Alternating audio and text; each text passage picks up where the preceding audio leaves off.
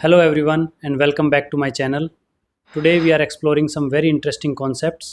It is a pleasure to have you all here. Don't forget to like and subscribe. साथियों नमस्कार।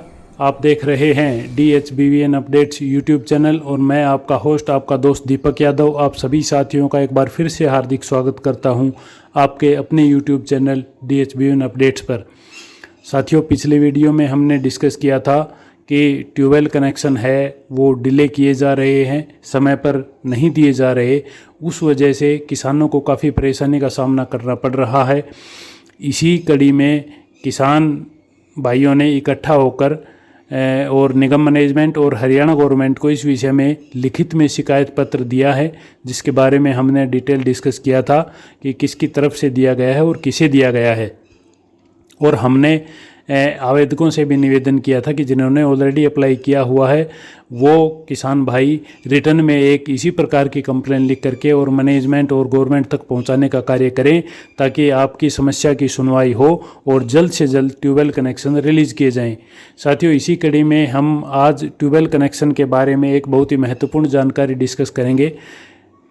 जिन आवेदकों ने नए ट्यूबवेल कनेक्शन के लिए आवेदन किया हुआ है और जिन आवेदकों के पास ऑलरेडी ट्यूबवेल कनेक्शन है लेकिन उनकी सप्लाई डिस्टर्ब रहती है, किस वजह से? उनकी जो एलटी की लाइन है ट्यूबवेल की वो काफ़ी लंबी है, ट्रांसफार्मर काफ़ी दूरी पर रखा हुआ है, एलटी के तार टूट जाते हैं, वोल्टेज सही नहीं पहुंचती ट्यूबवेल पर, उस वजह से उनकी मोटर बंद रहती है, डिस्टर्ब रहती है और वो अपना इंडिविजुअल ट्रांसफार्मर लगवाना चाहते हैं। तो उसका एस्टिमेट कितने रुपए का बनेगा, साथ ही जो नए आवेदक हैं उनका ट्यूबवेल कनेक्शन का एस्टिमेट कितने रुपए का बनेगा, आज के दिन जो लेटेस्ट रेट निगम की तरफ से इश्यू किए गए हैं उनके आधार पर। तो ये दोनों केसेस हम डिस्कस करेंगे, एक आइडेंटिकल केस लेकर के, एक सिमिलर साइट सिचुएशन लेकर के हम इन दोनों केसेस को डिस्कस करेंगे। कितने रुपए का एस्टिमेट लगभग दोनों केसेस में बनता है। देखिए दोनों केसेस में अलग अलग एस्टिमेट बनेगा। जो नए ट्यूबवेल कनेक्शन का आवेदन है उसका प्रोवाइडिंग में बनेगा और जो एग्जिस्टिंग ट्यूबवेल कनेक्शन पर ट्रांसफार्मर रखने की बात है वो अप्लीकेंट इंटरेस्ट में बनेगा, कंज्यूमर इंटरेस्ट में बनेगा। तो दोनों की कॉस्टिंग अलग अलग होगी, नेचर ऑफ वर्क अलग अलग होगा, लेकिन साइट सिचुएशन सेम है।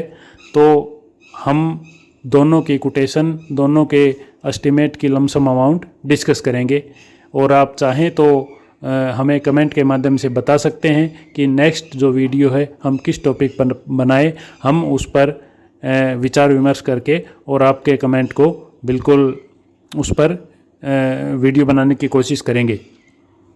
उससे पहले आपको बता दूं कि अगर आपने अभी तक हमारे चैनल को सब्सक्राइब नहीं किया है तो हमारे यूट्यूब चैनल DHBVN अपडेट्स को सब्सक्राइब करें और बिजली विभाग की तरफ से जारी की जाने वाली इंस्ट्रक्शंस, सर्कुलर्स और अन्य स्कीम, अन्य योजनाएं अपने घर बैठे प्राप्त करते रहें सही समय पर। साथ ही बेल आइकन प्रेस करके रखें, क्योंकि ताकि जब भी हम अपने चैनल पर वीडियो पोस्ट करें आपको उसका नोटिफिकेशन तुरंत मिले और आप कोई भी अपडेट मिस न कर पाएँ।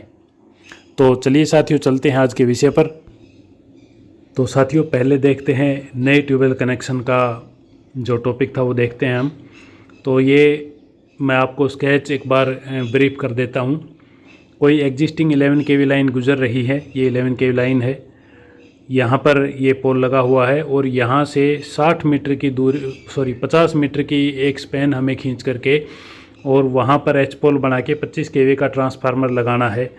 इसका हमें नए कनेक्शन का कितना एस्टिमेट बनेगा, तो ये इसकी बिल ऑफ मटेरियल की शीट है, ये मटेरियल इसमें लगाया जाएगा। ये जो रेट लगाया हुआ है ये आप देख सकते हैं, जो लेटेस्ट रेट है निगम के द्वारा जारी किया हुआ जो छठे महीने में आया था वो ये रेट है और ये लेबर रेट है, जो अप्रूव्ड लेबर रेट है वो। तो इसका हमारा एस्टिमेट बना है 1,61,661 रुपये का। इतने रुपए का एस्टिमेट बना है। इसमें हमने 2 पोल और एक 25 kV का ट्रांसफार्मर इंक्लूड किए हैं। ये तो हो गया हमारा नए ट्यूबवेल कनेक्शन का। अब सेम सिचुएशन में एग्जिस्टिंग ट्यूबवेल कनेक्शन है उस पर हम 25 केवी का ट्रांसफार्मर लगाते हैं तो उस पर क्या कॉस्टिंग आएगी, मैं स्केच एक बार फिर से डिस्क्राइब कर देता हूँ आपको। ये मान लीजिए कोई ट्यूबवेल कनेक्शन है और ये जुड़ा हुआ था पहले एलटी लाइन पर और ट्रांसफार्मर काफ़ी दूर था। एलटी लाइन लंबी होने के कारण यहाँ पर डिस्टर्बेंस होता था, तार टूटते थे, वोल्टेज का इशू था। इसलिए जो उपभोक्ता है वो अपने ट्यूबवेल पर अपना इंडिविजुअल ट्रांसफार्मर लगवाना चाहता है। उसके लिए उसने रिक्वेस्ट दी हुई है और हम उसका एस्टिमेट बना रहे हैं। अब सिचुएशन ये है कि इसके जो ट्यूबवेल हैं इनके एक तरफ से 11 केवी की ऑलरेडी लाइन गुजरी हुई है, वहाँ से हमें टैप करके 11 केवी लाइन इनके ट्यूबवेल पर लेकर आनी है और वहाँ पर 25 केवी का ट्रांसफार्मर इंस्टॉल करना है। 11 केवी की दूरी है वो इनके ट्यूबवेल से 50 मीटर की दूरी पर है। उस सिचुएशन में ये मटेरियल सेम रहेगा। ये देखिए मटेरियल है और इसमें एस्टिमेट बनेगा 1,77,271 रुपये का। अब ये इतना डिफरेंस क्यों? मटेरियल सेम है, सेम साइड सिचुएशन है। ये डिफरेंस इसलिए है, इसमें जो 10% डिपार्टमेंटल चार्ज है ये एक्स्ट्रा लग गया, क्योंकि ये डिपॉजिट वर्क है तो इसमें 10% एक्स्ट्रा लगेगा। पहले जीएसटी लगता था, अब जो ट्यूबवेल से संबंधित काम है, किसान से संबंधित, एग्रीकल्चर से संबंधित, उन पर कोई भी जीएसटी नहीं लगेगा, ऐसा क्लैरिफिकेशन आया था डिपार्टमेंट की तरफ से। उसके बाद 18% जो जीएसटी है वो एक्सक्लूड कर दिया गया है, अन्यथा इसमें 18% और जुड़ना था। तो अभी जो एग्जिस्टिंग ट्यूबवेल कनेक्शन है उस पर आप अगर ट्रांसफार्मर रखवाना चाहते हैं तो उसका एस्टिमेट बनेगा 1,77,271 रुपये। इसका प्रोसीजर क्या होगा? आपको उपमंडल अधिकारी ऑफिस में जाकर एक कंसेंट देना होगा, एक कंप्लेंट देनी होगी, जो भी आपका इशू है वो डिस्क्राइब करके। उसके बाद जेई जो है आपका एरिया इंचार्ज वो साइट चेक करके और एस्टिमेट फ्रेम करेगा। उसके बाद आपको अमाउंट डिपॉजिट करवानी होगी, फिर आगे का प्रोसेस जारी किया जाएगा। तो ये था साथियों एस्टिमेट से संबंधित डिटेल। तो हमारा जो कंक्लूजन है इस वीडियो का, यानी कि नए ट्यूबवेल कनेक्शन के लिए आपकी एक स्पैन 50 मीटर की दूरी और एक 25 केवी का ट्रांसफार्मर अगर आप रखते हैं तो उसके लिए आपको 1,61,661 यानी कि 1,62,000 रुपये के आसपास आपका एस्टिमेट बनेगा। साथ ही हम पिछले वीडियो के जो आपके कमेंट्स थे, जो आपकी क्वेरीज थी, वो डिस्कस कर लेते हैं। तो पहला कमेंट है, भाई 2019 का 10 HP का अप्लाई किया था, लोड बढ़ाने का ऑप्शन DSBN का कब आएगा? देखिए मैं पहले भी आपको बता चुका हूं कि सोशल मीडिया के हवाले से इसकी जो पुष्टि है वो की गई थी, हालांकि अखबार में भी आया था, मैंने कटिंग आपसे शेयर की थी, लेकिन ऑफिशियली इसका अभी तक कोई अपडेट नहीं आया है। जैसे ही कोई अपडेट आता है, पॉजिटिव नेगेटिव जैसा भी, आपको इन्फॉर्म कर दिया जाएगा, लेकिन अभी इस बारे में कोई स्टेप नहीं लिया गया है। मार्च 2025 की फाइल वालों का क्या होगा? झुंझुनू अलीसर पंचायत से है। तो झुंझुनू का जो है वो राजस्थान का मैटर हो गया, उसकी अपडेट भाई नहीं है मेरे पास। तो आपको एक बार जो आपका सब डिवीज़न कार्यालय है वहाँ पर आपको विजिट करके और कंज्यूमर क्लर्क से मिल करके ये बात पता करनी होगी। अंकित तंवर जी कहते हैं राम राम दीपक जी। राम राम भाई साहब। साहिल भाई राम राम जी। राम राम भाई साहब, आपका बहुत बहुत धन्यवाद इस एप्रिसिएशन के लिए, कमेंट करने के लिए और अपनी प्रेजेंस देने के लिए। नेक्स्ट है 6/2025 में पूरा पैसा भर दिया था तो शाम का कब तक पोल लगेंगे? आपका वर्क ऑर्डर अगर हो गया है तो जैसे ही आपकी जो अवेलेबिलिटी है कॉन्ट्रैक्टर के पास पोलों की और लैंड स्टेबिलिटी राइट ऑफ वे जो आपका मिलेगा, यानी कि फसल वगैरह नहीं होगी, तो पोल लग जाएंगे। आप एक बार अपने जेई से संपर्क करके और ये कंफर्म कर सकते हैं कि जनाब पोल हमारे कब तक लगाए जाएंगे। भाई जी 2024 के लिए भी आवाज़ उठाएं प्लीज़, रिक्वेस्ट है आपसे। मैं तो भाई आवाज़ सभी के लिए चाहिए, जिसने आज अप्लाई किया है। मैं तो इस पक्ष में हूँ कि तुरंत 1 या 2 महीने मैक्सिमम कनेक्शन ट्यूबवेल का रिलीज़ कर दिया जाए। बिल्कुल 2024 वालों को और 25 वालों को जल्द से जल्द इंक्लूड किया जाना चाहिए। दीपक जी राम राम। राम राम भाई साहब, आपकी जानकारी अच्छी है लेकिन जानकारी हमारी भी बताना।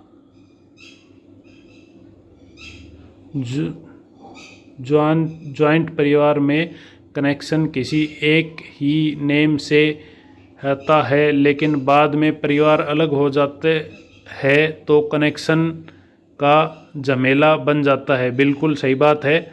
आप ट्यूबवेल कनेक्शन अगर जैसे ले रहे हैं तो आपकी इकट्ठा खाता है तो आपका एक ही नाम से कनेक्शन होगा, उसमें अलग अलग उसमें इंक्लूड नहीं किए जा सकते।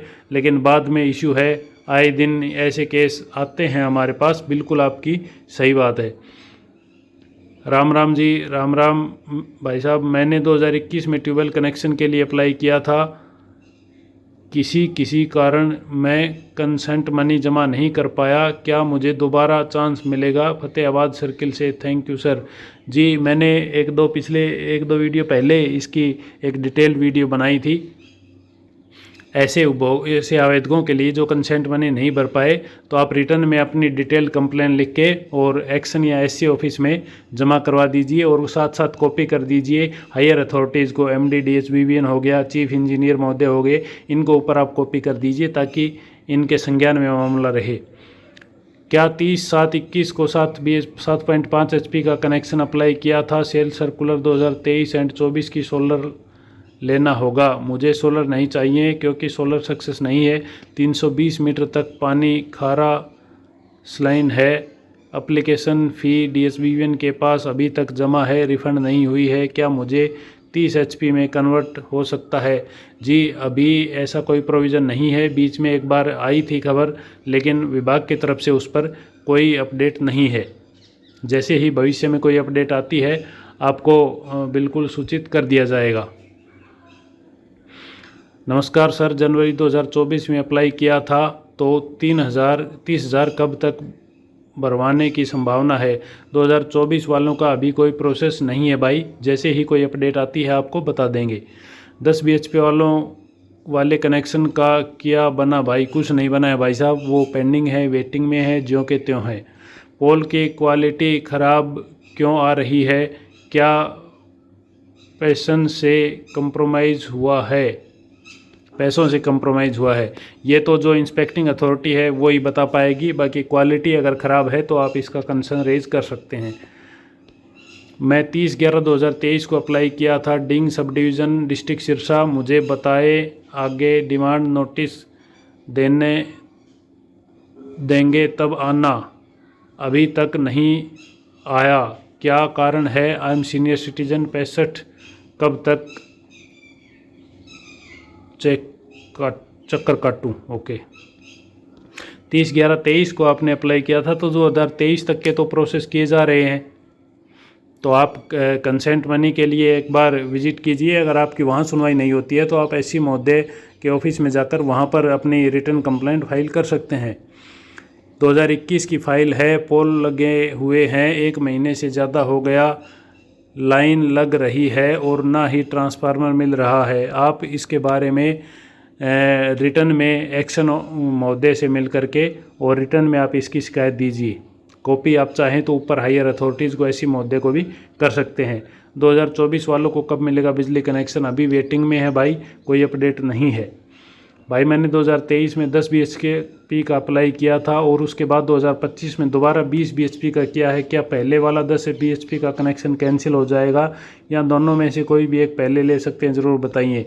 कैंसिल नहीं होगा, वो आपका सोलर वाली कंडीशन है, उस वजह से होल्ड है।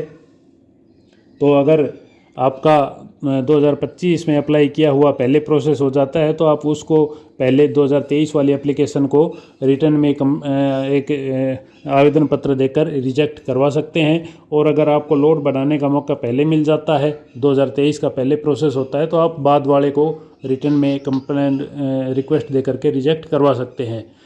नेक्स्ट है, पहले भी तूफ़ान आते थे पर अब क्यों इतने पोल टूट रहे हैं, वो भी न्यू पोल?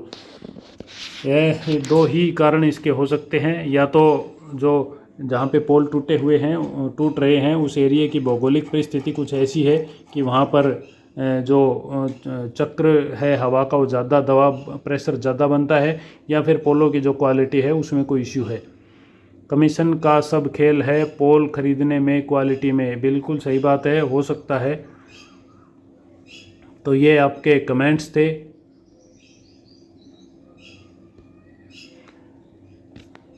हमने डिस्कस किए। आपकी और कोई क्वेरी हो, कोई कमेंट हो, कोई जानकारी आप हम तक पहुंचाना चाहते हो तो बेझिझक आप कमेंट कर सकते हैं, चाहे नेगेटिव हो चाहे पॉजिटिव हो। बिल्कुल आप कमेंट करके और हमारे साथ बने रहें। मिलते हैं एक नई वीडियो के साथ, एक नई अपडेट के साथ अगली वीडियो में। तब तक के लिए नमस्कार। और साथ ही हमें यह भी बताएं कि आपको हमारी वीडियो कैसी लगी, कमेंट में करें बताएं। और अगर वीडियो अच्छी लगी हो तो लाइक व शेयर ज़रूर करें, ताकि हम ऐसे ही दुगनी मोटिवेशन के साथ आपके साथ ऐसी जानकारी शेयर करते रहें। साथियों, यह वीडियो केवल आपकी जानकारी मात्र के लिए है।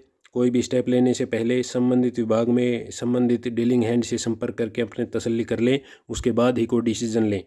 इस वीडियो में अंत तक हमारे साथ बने रहने के लिए आपका बहुत बहुत धन्यवाद। जल्द ही आपसे मुलाकात होगी एक नए विषय पर, एक नई अपडेट के साथ।